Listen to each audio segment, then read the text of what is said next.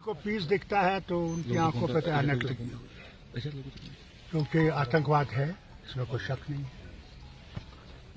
और आतंकवाद अभी भी है। आप देखते हैं कि हमारे फौजी जवान शहीद हो गए, अफसर शहीद हो गए, हमारे पुलिस के टीएसपीज और पुलिस के जवान शहीद हो गए। फिर ये आपने देखा अभी जो पुंछ में हुआ है और वहाँ पे आतंकवादी हमला हुआ, उसमें कई लोग जख्मी हुए।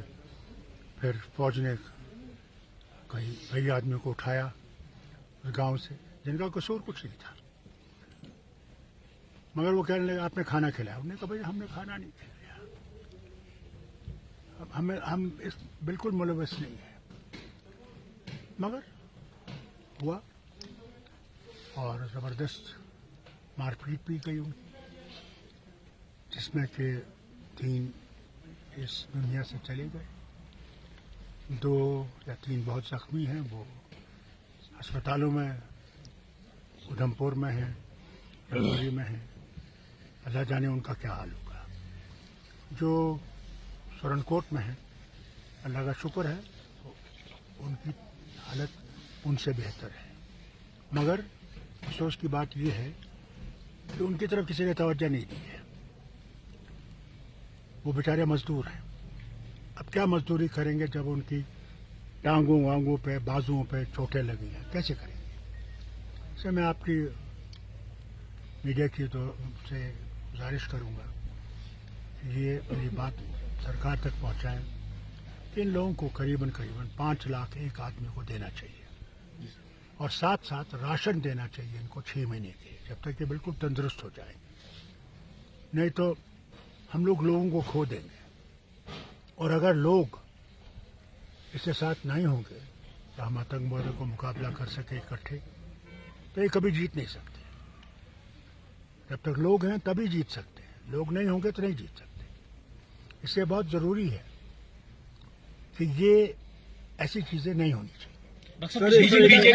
बीजेपी तो ऐसी चीज़ें नहीं। और मुझे खुशी इस बात की है कि राजनाथ सिंह जी तशरीफ लाए, उनने इसका जायज़ा लिया, उनने उन सब रिश्तेदारों का सुना जो वहाँ उनसे मिले, उनसे कहा कि क्या हुआ है, और उन्होंने इसका वादा किया है कि हम इसकी तहकीकात करेंगे और जो भी इसमें मुलविस हैं उनको सज़ा, कड़ी से कड़ी सज़ा देंगे। हम उम्मीद करते हैं कि इसकी छानबीन जल्दी होगी और जल्दी ये लोगों के सामने आएगा कि इन्हें सज़ा क्या दी है, क्योंकि नहीं तो लोगों का एतबार जो है वो उठ जाएगा। सर जैसे कि आपने बीजेपी तो बोल रही है कि जो हालात है जम्मू वो उनकी आंखों पे जो ऐनक लगी है उनसे वही दिखता है।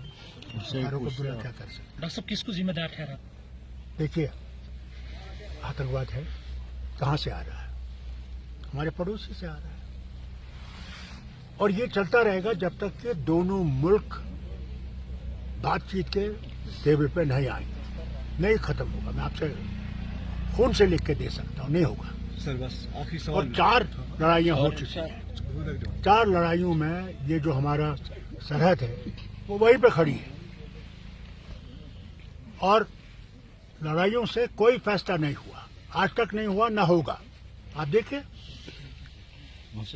कितने साल, 1 साल से वो रूस का और उस मुल्क का लड़ाई हो रही है? कौन मर रहा है वहाँ पे? वो जो वहाँ के रहने वाले हैं। बर्बादी किन की हो रही है? जो वहाँ रहने वाले हैं। रूस की नहीं हो रही है, या अमेरिका जो मदद कर उनकी नहीं हो रही है, उन लोगों की जो वहाँ रहते हैं। खुदा ना खास्ता अगर यहाँ ऐसा कुछ हुआ, मर तो हम जाएंगे, हम सब खत्म हो जाएगा। इसलिए दुआ करें अल्लाह से कि ऐसी बात ना हो और बातचीत से ये मसला हल हो और दोनों मुल्क मोहब्बत में रहे, तरक्की करेंगे, और वही हम चाहते हैं। सर एक सवाल मेरा है सर, पाकिस्तान की हालत आपको पता है, अब इलेक्शन आने वाले हैं। हम उम्मीद करते हैं कि वज़ीर आज़म वहाँ पे अच्छा आएगा और वो इस बातचीत को आगे चलाने की कोशिश करेगा। और ہندوستان میں بھی الیکشن آنے والے ہیں، ہمارے وطن میں الیکشن آنے والے ہیں. اس میں بھی جو نیا وزیر اعظم بنے گا، جو حکومت بنے گی، ان کو اسی طرح توجہ دینی پڑے گی. جب تک اسی طرح توجہ نہیں دیں گے یہ ہمیں کھاتا جائے گا، اور اس کا نتیجہ صرف ہم پہ ہی نہیں پڑ رہا ہے، ہندوستان کے ہر مسلمان پہ اس کا اثر پڑ رہا ہے. جب یہ ہو رہا ہے تو مسلمان جو یہاں رہ رہے ہیں ان پہ نشانہ کیا جاتا ہے اور کہا جاتا ہے یہ پاکستانی ہے. اگر وہ پاکستانی ہوتے تو وہ کب کے پاکستان گئے ہوتے. ہم بھی 47-48 میں پاکستان گئے تھے، نہیں گئے، یہاں رہے. اسے یہ جو نفرت پیدا ہو رہی ہے، اس نفرت کو ختم کرنا پڑے گا اگر ملک کو بچنا ہے. اگر نہیں ختم کی تو میں معافی مانگتا ہوں، اس ملک کا حال بہت برا ہوگا. Thank you.